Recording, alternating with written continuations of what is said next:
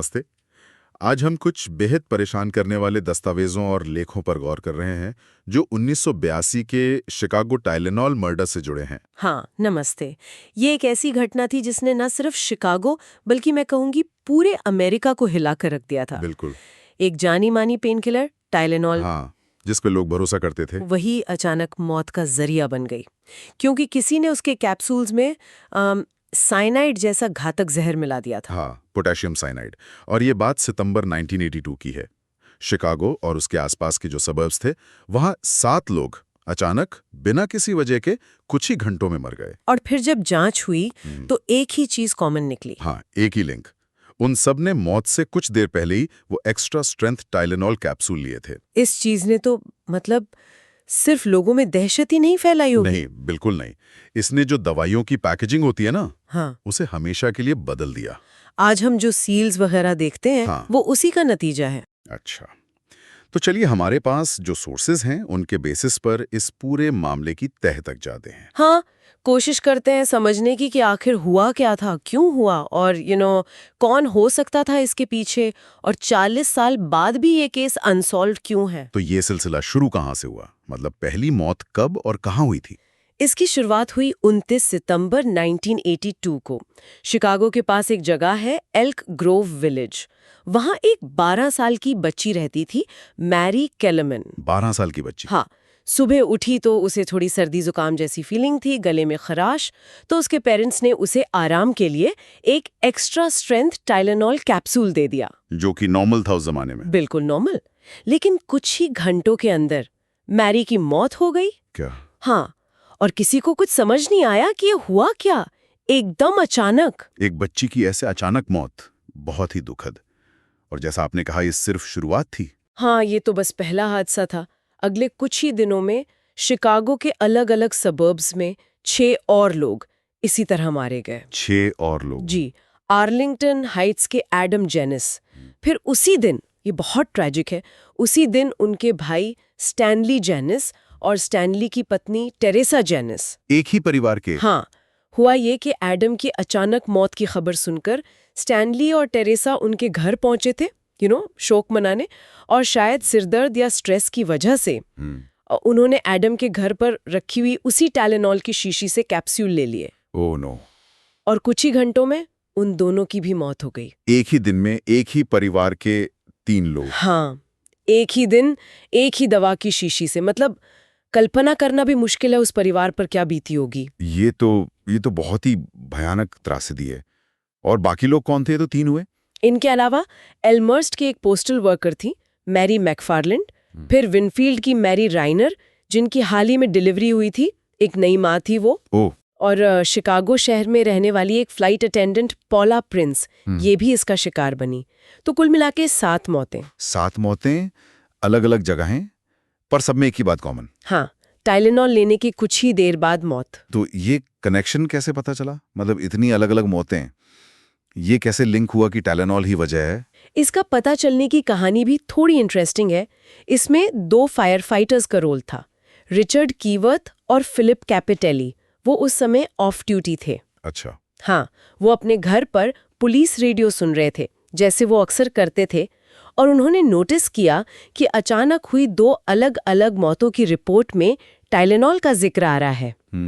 तो उन्हें कुछ अजीब लगा। उन्होंने अथॉरिटीज को अलर्ट किया, और लगभग उसी समय एक पब्लिक हेल्थ नर्स थी, हेलेन जेनसन। वो जेनिस परिवार के घर गई थी मौत का कारण पता करने। हाँ, जहां 3 मौतें हुई थी। जी, वहां उन्हें वो टाइलेनॉल की शीशी मिली, और उसके साथ उसी दिन की खरीद की रसीद भी थी। उन्होंने देखा कि शीशी से 6 कैप्सूल गायब थे और घर के 3 लोग मर चुके थे। तो उन्हें शक हुआ होगा, जाहिर है। बिल्कुल, उन्हें बहुत स्ट्रांग शक हुआ, और उन्होंने वो शीशी फौरन जांच अधिकारी निक पिशोस को दे दी।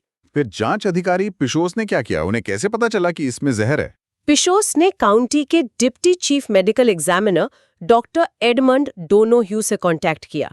डॉक्टर डोनोह्यू को जो लक्षण पता चले थे, उनसे उन्हें साइनाइड पॉइजनिंग का शक हुआ। अच्छा, लक्षणों से? हाँ, तो उन्होंने फोन पर ही पिशोस से कहा, जरा शीशी को सूंघ कर देखो। पिशोस ने सूंघा तो उन्हें हल्की सी बादाम जैसी गंध आई। बादाम जैसी गंध? ये साइनाइड की पहचान है? हाँ, ये साइनाइड का एक क्लासिक साइन माना जाता है। हालांकि हर कोई इसे सूंघ नहीं पाता, लेकिन पिशोस को वो गंध आई। तो शक और पुख्ता हो गया। शक पुख्ता हुआ और फिर कंफर्मेशन मिला जब चीफ टॉक्सिकोलॉजिस्ट माइकल शैफर और उनकी टीम ने उन कैप्सूल्स का लैब टेस्ट किया। और उसमें क्या निकला? जो निकला उसने सबको दहला दिया। कंफर्म हुआ उन टाइलेनॉल कैप्सूल्स में दवा थी ही नहीं, उसमें पोटेशियम साइनाइड भरा हुआ था। क्या? और वो भी थोड़ी मात्रा में नहीं, बहुत ज्यादा। हर कैप्सूल में जान लेने के लिए जितनी डोज चाहिए उससे लगभग 3 गुना ज्यादा साइनाइड था। बाप रे, 3 गुना, मतलब बचने को कोई चांस ही नहीं था। बिल्कुल नहीं, मिनटों में मौत। सोचिए कितना खतरनाक जहर। इसके बाद तो अथॉरिटीज ने फौरन प्रेस कॉन्फ्रेंस बुलाई और पब्लिक को वार्निंग जारी की कि कोई भी टाइलेनॉल कैप्सूल ना ले। और ये खबर फैलते ही तो पूरे देश में पैनिक फैल गया होगा। जबरदस्त पैनिक। टाइलेनॉल उस समय अमेरिका की सबसे पॉपुलर, सबसे ज्यादा बिकने वाली over the counter pain killer थी। हर घर में मिलती थी। हाँ, लोग भरोसा करते थे उस पर। और अब वही दवा मौत का दूसरा नाम बन गई थी। लोग डरे हुए थे। यहाँ पर जो टाइलेनॉल बनाने वाली कंपनी है, जॉनसन एंड जॉनसन, उनकी जो प्रतिक्रिया थी वो देखने लायक थी। हाँ, मैंने सुना इसके बारे में। इसे आज भी क्राइसिस मैनेजमेंट का क्या कहते हैं, गोल्ड स्टैंडर्ड मानते हैं। बिल्कुल, गोल्ड स्टैंडर्ड। एक मिसाल है कि कैसे ऐसी सिचुएशन को हैंडल करना चाहिए। उन्होंने किया क्या था ऐसा? उन्होंने फौरन, बिना एक पल सोचे, पूरे देश से टाइलेनॉल की 31 मिलियन बॉटल्स, 31 मिलियन? हाँ, 3 करोड़ 10 लाख शीशियां वापस मंगवाने का ऐलान कर दिया। इसे कहते हैं नेशनल रिकॉल। सोचिए उस वक्त उनकी कीमत $100 मिलियन से ज्यादा थी। आज के हिसाब से तो बहुत ज्यादा होगी। हाँ, आज के हिसाब से $326 मिलियन से भी ज्यादा का नुकसान। उन्होंने टाइलेनॉल का प्रोडक्शन और सारी एडवर्टाइजिंग तुरंत रोक दी। इतना बड़ा फाइनेंशियल हिट लेना, ये बहुत बड़ा फैसला रहा होगा। बहुत बड़ा। लेकिन J&J ने पूरी ट्रांसपेरेंसी दिखाई। उनके जो CEO थे जेम्स बर्क, वो खुद मीडिया के सामने आए, बार बार इंटरव्यू दिए। उन्होंने पब्लिक को भरोसा दिलाया और कहा कि कस्टमर सेफ्टी उनकी पहली प्रायोरिटी है। उन्होंने FDA और पुलिस इन्वेस्टिगेशन में पूरा कोऑपरेट किया और लोगों को ये ऑफर दिया कि वो अपनी पुरानी टाइलेनॉल कैप्सूल वापस करके या तो पैसे ले लें या फिर कंपनी जो नई सॉलिड टैबलेट्स ला रही है वो ले लें। अच्छा, उन्होंने कैप्सूल से टैबलेट्स पर स्विच करने का सोचा? हाँ, क्योंकि टैबलेट्स में टैंपरिंग करना मुश्किल होता है। उनका फोकस साफ था, जैसा बर्क ने कहा था, how do we protect the public, how do we save the product. पहले पब्लिक, फिर प्रोडक्ट। इसका नतीजा क्या रहा? क्या लोगों का भरोसा वापस जीत पाए वो? देखिए, शुरुआत में तो उनका मार्केट शेयर बुरी तरह गिरा। 35% से सीधे 8% पर आ गया था। ओफ, ये तो बहुत बड़ा ड्रॉप है। बहुत बड़ा। लेकिन उनके इस तेज, ईमानदार और जिम्मेदार एक्शन की वजह से पब्लिक का ट्रस्ट धीरे धीरे वापस आया और 1 साल से भी कम टाइम में टाइलेनॉल ने अपना लगभग पूरा मार्केट शेयर वापस पा लिया था। ये एक कमाल की वापसी थी। वाकई कमाल है। अच्छा, एक और बात आपने कही थी कि उन्होंने इंश्योरेंस क्लेम किया था रिकॉल का। हाँ, ये एक इंटरेस्टिंग साइड नोट है। J&J ने रिकॉल का खर्चा अपनी इंश्योरेंस कंपनी से क्लेम करने की कोशिश की, लेकिन उनका क्लेम डिनाई हो गया। क्यों? पता चला कि J&J ने नॉर्मल प्रोडक्ट लायबिलिटी इंश्योरेंस तो ले रखा था, पर खास तौर पर रिकॉल के लिए जो ज्यादा महंगा वाला इंश्योरेंस होता है वो उन्होंने लिया ही नहीं था। अच्छा, तो ये सारा खर्चा उन्हें खुद उठाना पड़ा? हाँ, और बाद में, सालों बाद 1991 में J&J ने सभी विक्टिम फैमिलीज के साथ कोर्ट के बाहर एक अनडिस्क्लोज्ड अमाउंट पर सेटलमेंट कर लिया था। ठीक है, तो कंपनी ने तो सिचुएशन संभाल ली, लेकिन इन्वेस्टिगेशन का क्या हुआ? ये पता चला कि ये जहर कैप्सूल में आया कैसे, कहाँ से, फैक्ट्री से या कहीं और से? इन्वेस्टिगेशन में ये बात तो जल्दी ही साफ हो गई कि ये टैंपरिंग फैक्ट्री लेवल पर नहीं हुई थी। वो कैसे पता चला? क्योंकि जो जहरीली बॉटल्स मिली थीं वो अलग अलग प्रोडक्शन बैच की थीं और वो अलग अलग फैक्ट्रीज में बनी थीं, एक पेंसिल्वेनिया में, एक टेक्सास में। अच्छा, लेकिन सारी की सारी जहरीली बॉटल्स मिली कहाँ से? शिकागो एरिया के स्टोर से, जैसे Jewel Foods, Osco Drug, Walgreens, Dominick's, Frank's Finer Foods. ये सब शिकागो और उसके आसपास के स्टोर्स थे। इसका मतलब तो यही हुआ कि किसी ने दुकानों से बॉटल्स खरीदी, हाँ, उनमें जहर भरा और फिर वापस उन्हीं दुकानों में रख दिया। यही सबसे स्ट्रॉन्ग थियरी बनी कि जो किलर था उसने स्टोर से टाइलेनॉल की बॉटल्स खरीदी, उन्हें कहीं ले गया, शायद अपने घर। वहां उसने सावधानी से कैप्सूल्स खोले, उनमें से दवा निकाली, साइनाइड भरा, कैप्सूल्स बंद किए और फिर चुपचाप उन बॉटल्स को वापस उन्हीं स्टोर्स की शेल्फ पर रख दिया। ताकि कोई अनजान कस्टमर उन्हें खरीद ले और हाँ, कितना शातिर, कितना कोल्ड ब्लडेड प्लान था ये। सोचिए इसके पीछे कितनी प्लानिंग लगी होगी। इस किलर को पकड़ने के लिए क्या स्टेप्स लिए गए? जाहिर है प्रेशर बहुत होगा पुलिस पर। प्रेशर जबरदस्त था। इसे सुलझाने के लिए एक मल्टी एजेंसी टास्क फोर्स बनाई गई। इसमें FBI थी, इलिनॉय स्टेट पुलिस थी और शिकागो पुलिस डिपार्टमेंट CPD जैसे कई लोकल पुलिस डिपार्टमेंट्स शामिल थे। लेकिन इसमें भी कुछ चैलेंजेस थे शायद। हाँ, कुछ दिक्कतें थीं। जैसे टेक्निकली देखा जाए तो FBI के पास इस मामले में सीधा जुरिस्डिक्शन नहीं बनता था, क्योंकि उस समय तक प्रोडक्ट टैम्परिंग एक फेडरल क्राइम नहीं था। अच्छा, तो FBI कैसे इन्वॉल्व हुई? FBI ने एक कह सकते हैं कि थोड़ा अजीब सा लीगल एंगल निकाला।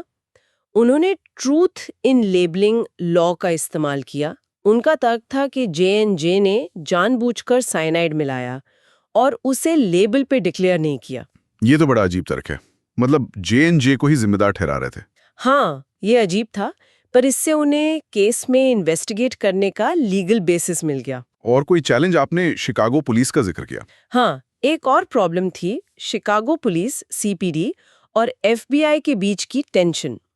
कुछ ही महीने पहले FBI ने एक बड़े स्कैंडल मार्केट 10 केस में 10 करप्ट शिकागो पुलिस ऑफिसरों को पकड़ा था। ओह, तो जाहिर है रिश्ते अच्छे नहीं होंगे। बिल्कुल। तो इस वजह से दोनों एजेंसीज में थोड़ी खिंचतान चल रही थी और CPD ने टास्क फोर्स के साथ काम करते हुए भी कुछ हद तक अपनी अलग पैरेलल इन्वेस्टिगेशन भी जारी रखी। तो ये इंटरनल पॉलिटिक्स भी एक फैक्टर थे। इन्वेस्टिगेटर्स ने तरीके क्या अपनाए किलर तक पहुंचने के लिए? उस जमाने में टेक्नोलॉजी भी इतनी एडवांस नहीं थी। हाँ, 1982 के हिसाब से उन्होंने कई तकनीकें इस्तेमाल करने की कोशिश की। FBI ने क्रिमिनल प्रोफाइलिंग की। उसमें क्या निकला? उन्हें लगा कि किलर एक पुरुष होगा, शायद उसकी कोई हिस्ट्री ऑफ वायलेंस हो, अथॉरिटीज से नफरत करता हो। एक प्रोफाइल तो बहुत स्पेसिफिक थी कि वो शायद सफेद बालों वाला होगा, नीला सूट और लाल टाई पहनता होगा। ये तो काफी ज्यादा स्पेकुलेशन लगता है। हाँ, मतलब प्रोफाइलिंग की अपनी लिमिटेशंस होती हैं। और क्या किया उन्होंने? जो पहली विक्टिम थी मैरी केलरमैन, उसकी कब्र पर और उसके घर के पास 24 घंटे वीडियो सर्विलेंस लगाया। क्यों? ये सोचकर कि शायद किलर अक्सर ऐसे केसेस में होता है कि वो क्राइम सीन पर या विक्टिम की ग्रेव पर वापस आता है। अच्छा, पर कुछ हुआ? नहीं, ऐसा कुछ नहीं हुआ। उन्होंने स्टोर्स के जो थोड़े बहुत सिक्योरिटी कैमरा फुटेज थे वो चेक किए। पॉला प्रिंस, जो फ्लाइट अटेंडेंट थी, उसकी एक तस्वीर मिली वॉलग्रीन्स से टाइलेनॉल खरीदते हुए। उसमें उसके ठीक पीछे एक दाढ़ी वाला आदमी दिख रहा था। हाँ। उसकी पहचान कभी हो ही नहीं पाई। और क्या जांच हुई? J&J के जो डिस्ग्रंटल्ड एम्प्लॉयज थे, मतलब जो नौकरी से निकाले गए थे, जो नाराज थे, उनकी लिस्ट चेक की गई। स्टॉक मार्केट ट्रेड्स देखे गए कि कहीं किसी ने इस घटना से पहले J&J के शेयर्स शॉर्ट तो नहीं किए थे, मतलब शेयर गिरने पे फायदा कमाने के लिए। पर कुछ मिला? नहीं, कुछ भी सस्पिशियस नहीं मिला। और डीएनए, उस वक्त डीएनए टेस्टिंग तो नहीं होती थी शायद। डीएनए टेस्टिंग बहुत शुरुआती स्टेज में थी, कॉमन तो बिल्कुल नहीं थी। फोरेंसिक साइंस आज जितनी एडवांस नहीं थी, सर्वेलेंस टेक्नोलॉजी लिमिटेड थी।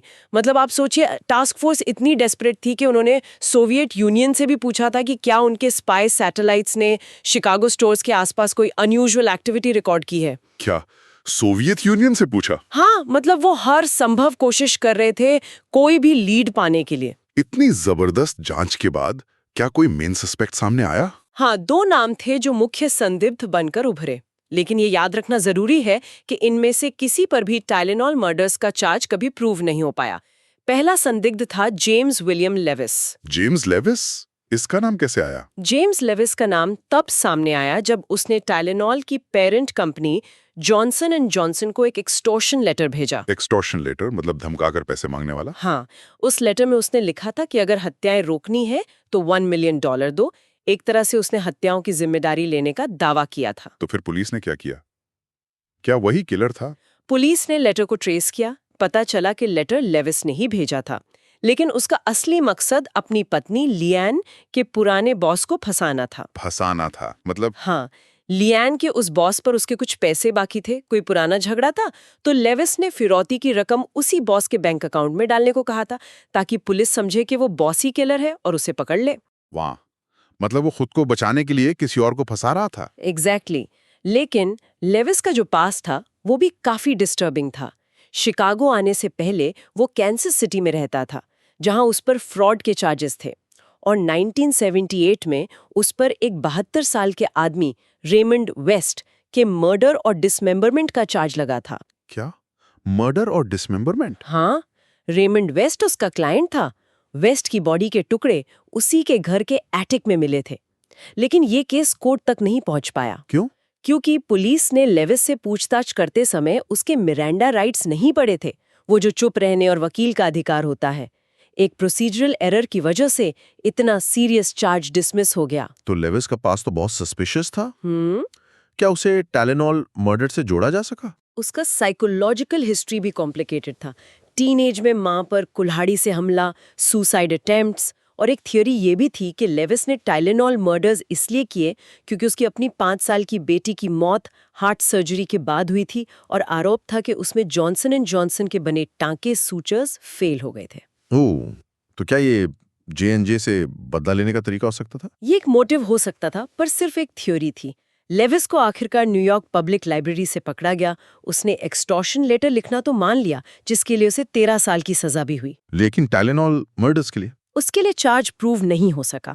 FBI ने उससे घंटों पूछताछ की, स्टिंग ऑपरेशंस किए।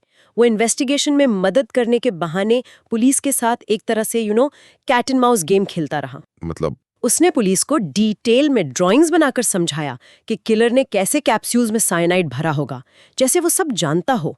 एक पॉइजन हैंडबुक पर उसकी उंगलियों के निशान भी मिले थे। और फिर भी चार्ज क्यों नहीं लगा? सबसे बड़ी प्रॉब्लम थी सबूतों की कमी। कोई सॉलिड प्रूफ नहीं था कि वो मर्डर्स के टाइम शिकागो में मौजूद था। सारे इंडिकेशंस थे कि वो न्यूयॉर्क में था, उसके पास कार नहीं थी, और प्लेन या बस से शिकागो आने का कोई रिकॉर्ड नहीं मिला। और DNA? हाँ, बाद में टाइलेनॉल बॉटल से जो लिमिटेड DNA एविडेंस मिला, वो लेविस के DNA से मैच नहीं हुआ। तो लेविस पर शक तो रहा, पर सबूत नहीं मिले। हाँ, और जेम्स लेविस की 2023 में मौत हो गई। तो टाइलेनॉल मर्डर्स का राज शायद वो अपने साथ ही ले गया। तो लेविस के अलावा दूसरा मुख्य संदिग्ध कौन था? दूसरा मेन सस्पेक्ट था रॉजर आर्नोल्ड। हाँ, उसका नाम कैसे सामने आया? उसका नाम तब सामने आया जब शिकागो के एक बार के मालिक ने पुलिस को टिप दी। उसने बताया कि आर्नोल्ड नाम का एक कस्टमर उसके बार में आता है और अक्सर डींगे मारता है कि उसके पास साइनाइड है, और वो सफेद पाउडर से लोगों को मारने की बातें करता है। अच्छा। तो पुलिस ने उसे पकड़ा होगा। पुलिस ने उससे पूछताछ की, और आर्नोल्ड के कुछ कनेक्शंस भी अजीब थे। वो जूअल ग्रोसरी स्टोर के वेयरहाउस में काम करता था, जहां से कुछ जहरीली बॉटल्स मिली थी। हाँ, और एक विक्टिम मैरी राइनर, उसके पिता भी उसी वेयरहाउस में काम करते थे। और एक और कोइंसिडेंस, आर्नोल्ड की पत्नी का इलाज उसी हॉस्पिटल में हुआ था जिसके ठीक सामने वाले स्टोर से मैरी राइनर ने अपनी टाइलेनॉल बॉटल खरीदी थी। ये तो काफी सारे कनेक्शंस लग रहे हैं। उसके घर की तलाशी ली गई? हाँ, तलाशी में पुलिस को अवैध हथियार मिले, कुछ केमिकल इक्विपमेंट मिला, और पुअर मैन्स जेम्स बॉन्ड नाम की एक किताब मिली जिसमें साइनाइड बनाने का तरीका बताया गया था। फिर तो शक और गहरा गया होगा। बिल्कुल। आर्नोल्ड उस समय अपनी शादी टूटने की वजह से काफी डिस्टर्ब्ड और अनस्टेबल भी था। लेकिन जैसी पुलिस ने उससे पूछताछ शुरू की, उसने फौरन अपना लॉयर बुला लिया और बात करना बंद कर दिया। अच्छा। और फिर 1983 में एक और दुखद घटना हुई। आर्नोल्ड ने गुस्से में एक निर्दोष आदमी जॉन स्टेनिशा को गोली मार दी। क्यों? आर्नोल्ड ने उसे गलती से वो बार मालिक समझ लिया था जिसने पुलिस को उसके बारे में टिप दी थी। स्टेनिशा की वहीं मौत हो गई। ओह, ये तो और ट्रेजिक हो गया। हाँ, आर्नोल्ड को इस मर्डर के लिए 15 साल की सजा हुई। उसकी मौत 2008 में जेल में ही हुई। और क्या उसका DNA टेस्ट हुआ बाद में? हाँ, 2010 में इन्वेस्टिगेटर्स ने उसकी बॉडी को एक्सह्यूम किया, मतलब कब्र से निकाला, ताकि उसका DNA टेस्ट कर सकें। उसकी जांघ की हड्डी से DNA लिया गया, लेकिन वो भी टाइलेनॉल बॉटल से मिले DNA से मैच नहीं हुआ।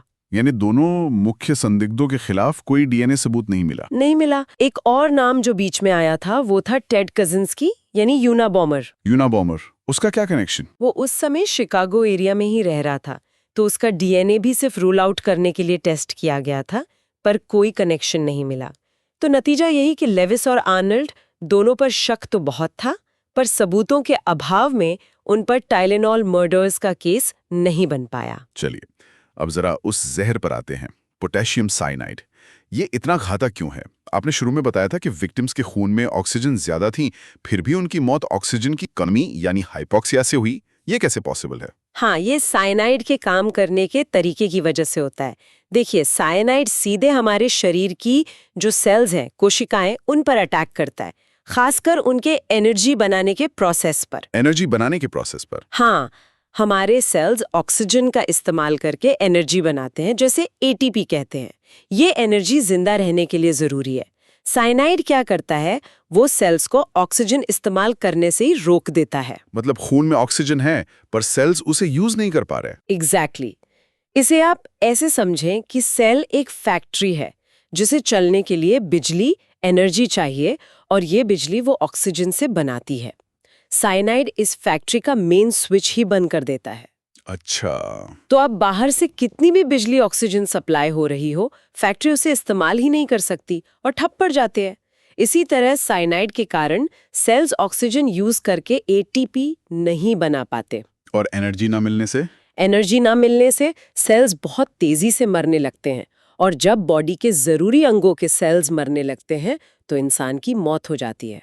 और ये सब बहुत तेजी से होता है, मिनटों में। इसीलिए ये इतना खतरनाक है, और शायद इसीलिए वर्ल्ड वॉर 2 में जासूसों के लिए वो साइनाइड की एल पिल यानी सुसाइड पिल बनाई गई थी। बिल्कुल, ताकि पकड़े जाने पर तुरंत मौत हो सके।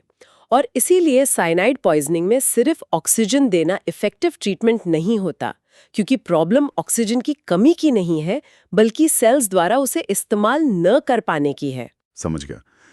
इस भयानक घटना के बाद समाज पर और नियमों पर क्या असर पड़ा? क्या ऐसी घटनाएं दोबारा हुईं? दुख की बात है कि हाँ, इसके बाद कुछ कॉपीकैट घटनाएं हुईं। मतलब लोगों ने इसी तरीके को नकल करने की कोशिश की। जैसे 1986 में वॉशिंगटन स्टेट में एक्सिड्रिन नाम की दवा के कैप्सूल्स में साइनाइड मिलाया गया। उससे 2 लोगों की मौत हुई। क्या वो केस सॉल्व हुआ? हाँ, वो केस सॉल्व हो गया। उसके लिए स्टेला निकेल नाम की एक महिला को सजा हुई। उसने पहले अपने पति को इंश्योरेंस के पैसों के लिए जहर दिया था, और फिर केस को रैंडम दिखाने के लिए उसने कुछ और बॉटल्स में भी टैंटरिंग की थी। कितनी भयानक बात है। हाँ, और भी कुछ केस हुए थे सूडाफेड और एनासिन जैसी दवाओं के साथ। लेकिन सबसे बड़ा और परमानेंट चेंज क्या आया इस टाइलेनॉल केस के बाद? सबसे बड़ा बदलाव आया प्रोडक्ट पैकेजिंग में। इस घटना ने पूरी फार्मा इंडस्ट्री और कंज्यूमर प्रोडक्ट इंडस्ट्री को हिलाकर रख दिया। यूएस कांग्रेस ने 1983 में फेडरल एंटी टैंपरिंग एक्ट पास किया। इसमें क्या था? इस कानून ने किसी भी कंज्यूमर प्रोडक्ट, चाहे वो दवा हो, खाना हो, कॉस्मेटिक्स हो, उसके साथ जानबूझकर छेड़छाड़ करना, टैंपरिंग करना एक सीरियस फेडरल क्राइम बना दिया। और पैकेजिंग में वो बदलाव जो हम आज देखते हैं? हाँ, एफडीए ने भी नए सख्त नियम लागू किए हैं। आज हम मेडिसिन्स पर जो टैंपर एविडेंस सील्स देखते हैं, जैसे बॉटल के मुंह पर वो फॉइल सील, हाँ, या ढक्कन के ऊपर जो प्लास्टिक की रैप होती है, या बॉक्स के जो किनारे चिपके होते हैं जिन्हें खोलने पे पता चल जाता है, ये सब उसी टाइलेनॉल ट्रेजेडी का नतीजा है। ताकि कोई आसानी से छेड़छाड़ ना कर सके। बिल्कुल। और कंपनियों ने धीरे धीरे कैप्सूल की जगह सॉलिड कैप्लेट्स बनाना शुरू किया है, जो कैप्सूल शेप की टैबलेट्स होती हैं, क्योंकि उनमें टैंपरिंग करना ज्यादा मुश्किल होता है। इसका असर हैलोवीन पर भी पड़ा था, है ना? आपने बताया था। हाँ, क्योंकि ये घटना सितंबर के आखिर में हुई थी, तो अक्टूबर 1982 का जो हैलोवीन था, उस पर इसका बहुत असर पड़ा।